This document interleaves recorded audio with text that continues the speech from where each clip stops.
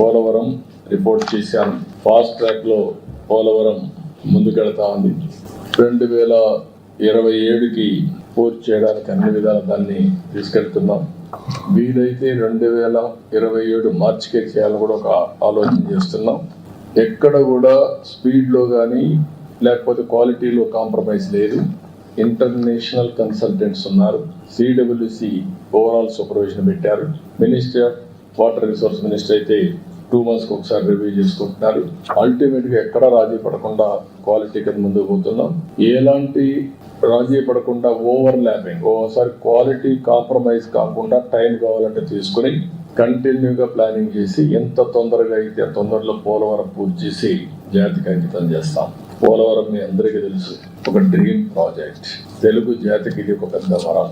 అలాంటి ప్రాజెక్ట్ ని diaphragm wall మొత్తం గోదావరిలో కలిపేసి ఈరోజు మళ్ళీ వేరే డయాఫామ్ వాల్ 400 కోట్లతో చేసిన దాన్ని ఈరోజు దగ్గర 980 కోట్లు ఖర్చు పెట్టే పరిస్థితికి వచ్చాం.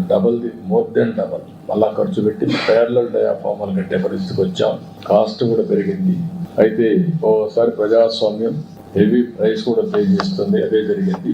ఏదైనా కూడా ప్రాజెక్ట్ ని ఏ మాత్రం నిర్లక్ష్యం చేయకుండా పూర్తి చేస్తున్నాం. It is going on war footing.